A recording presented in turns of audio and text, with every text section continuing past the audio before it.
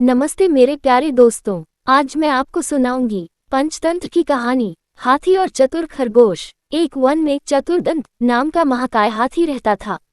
वह अपने हाथी दल का मुखिया था। बरसों तक सूखा पड़ने के कारण वहां के सब झील, तलैया, ताल सूख गए और वृक्ष मुरझा गए। सब हाथियों ने मिलकर अपने गजराज चतुर्दंत को कहा कि हमारे बच्चे भूख प्यास से मर गए, जो शेष है मरने वाले हैं, इसलिए जल्दी ही किसी बड़े तालाब की खोज की जाए। बहुत देर सोचने के बाद चतुर्दंत ने कहा, मुझे एक तालाब याद आया है। वह पातालगंगा के जल से सदा भरा रहता है। चलो वहीं चलें। 5 रात की लंबी यात्रा के बाद सब हाथी वहां पहुंचे। तालाब में पानी था। दिन भर पानी में खेलने के बाद हाथियों का दल शाम को बाहर निकला। तालाब के चारों ओर खरगोशों के अनगिनत बिल थे। उन बिलों से जमीन पोली हो गई थी। हाथियों के पैरों से वे सब बिल टूट फूट गए। बहुत से खरगोश भी हाथियों के पैरों से कुचले गए। किसी की गर्दन टूट गई, किसी का पैर टूट गया, बहुत से मर भी गए।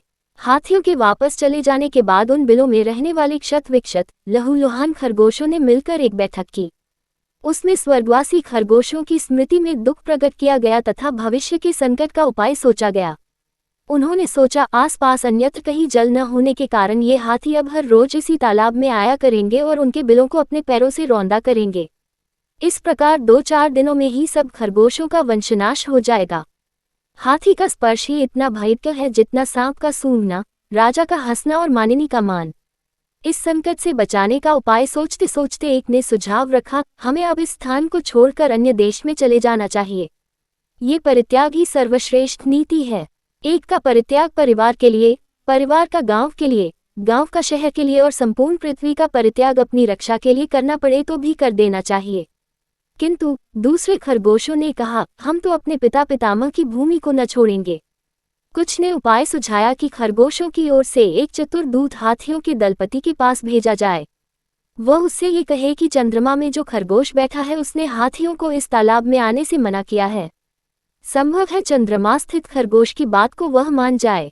बहुत विचार के बाद लंबकर्ण नाम के खरगोश को दूत बनाकर हाथियों के पास भेजा गया।